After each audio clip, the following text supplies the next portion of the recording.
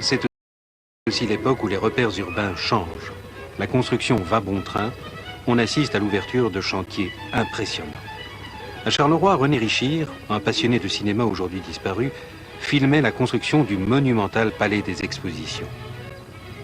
On ne saura sans doute jamais si le film de Richir répondait à une commande de l'administration communale ou si c'est avec un clin d'œil que le cinéaste présente son film comme une production de la ville de Charleroi. Toujours est-il que ce document fut retrouvé il y a 1 an dans un bâtiment communal en cours de démolition. Ces histoires-là ne s'inventent pas. Un jeune architecte découvre avec nous les détails de cette entreprise qui, aujourd'hui encore, inspire l'admiration.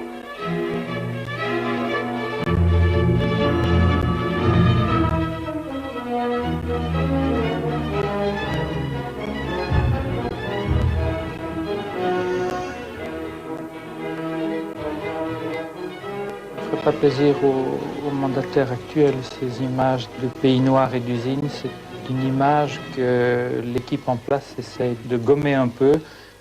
Et c'est vrai que l'extraction du charbon est maintenant complètement arrêtée. Je pense que dans les années 50, on était en plein essor économique. Et la région de Charleroi avait besoin, pour faire connaître ses entreprises, ses industries, d'une vitrine technique et technologique. Le programme est venu donc à point et répondait parfaitement à ce souhait. Les travaux préliminaires furent, comme bien on pense, d'une ampleur inusitée et firent appel aux moyens mécaniques les plus puissants que la technique moderne offre aux bâtisseurs d'aujourd'hui. Plus de 70 000 mètres cubes de terre furent ainsi déplacés par ces puissants engins. Comme la nature du sol le conseillait, la sécurité indispensable fut recherchée dans des assises solidement établies sur pied.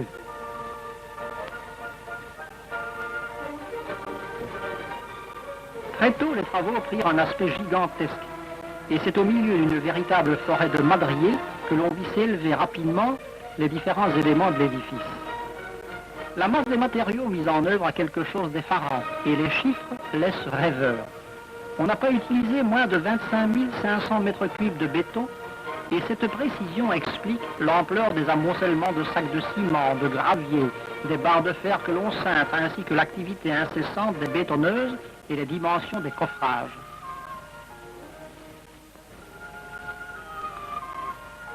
Ces fermes d'une portée vraiment exceptionnelle de 60 mètres pèsent chacune 35 tonnes et posées sur un caisson de 10 tonnes demandent ainsi au treuil, pour être hissées à leur emplacement, une force de 45 000 kilos.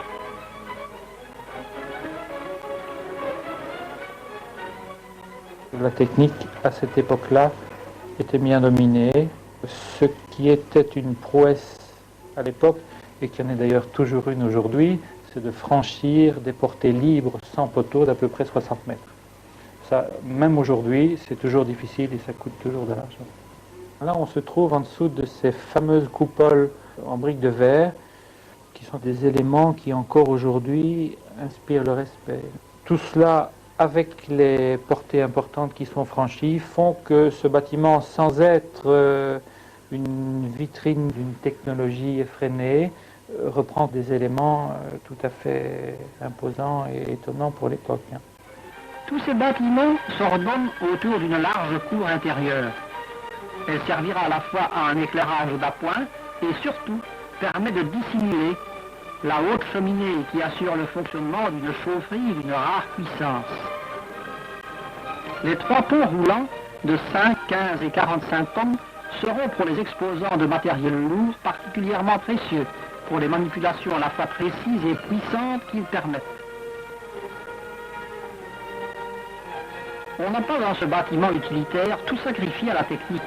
La noble ordonnance des entrées témoigne de soucis architecturaux, relevés par le choix d'une décoration sculptée à laquelle a travaillé toute une équipe choisie d'artistes.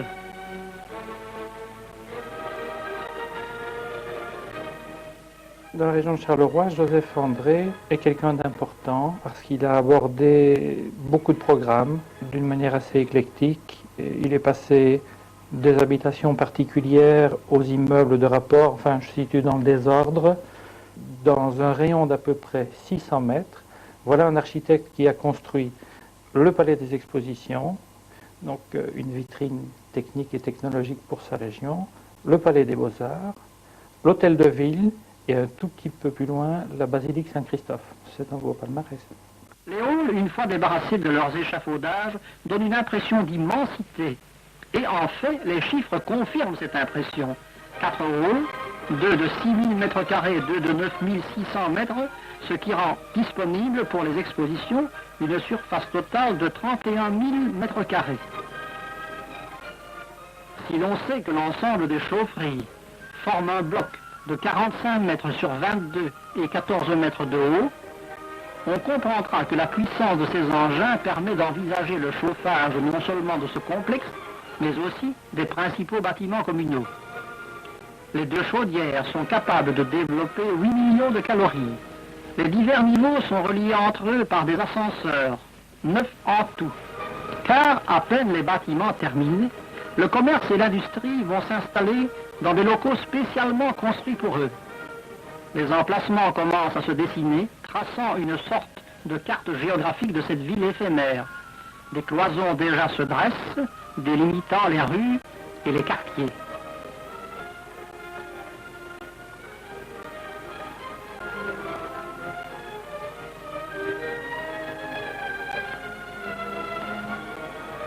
Un des accès pour les marchandises lourdes est la voie ferrée qui passe au pied des palais, là où la perspective de ce grandiose ensemble est peut-être la plus impressionnante.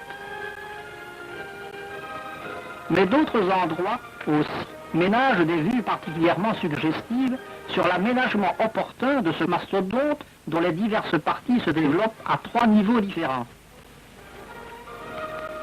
Ainsi, chaque corps de métier ayant apporté son aide, l'immense construction s'est élevée peu à peu. Elle dresse maintenant ses lignes nettes et sa masse claire dans un quartier de la ville dont la physionomie et le rythme de vie en ont été complètement transformés. Désormais, Charleroi dispose pour montrer à ses invités toutes les richesses de son industrie d'un écrin digne d'elle et qui est en même temps un des plus beaux fleurons de sa couronne. Je vois bien qu'il continue à fonctionner. Il y a un calendrier d'exposition et de manifestations qui est quand même impressionnant. Si aujourd'hui on a pu y mener des activités à ce point différentes qu'une patinoire, que d'y intégrer une caserne de pompiers, que d'y faire du tennis couvert, c'est parce que ce bâtiment présentait une polyvalence et une souplesse, et il n'y a aucune raison que dans l'avenir on ne puisse plus l'exploiter.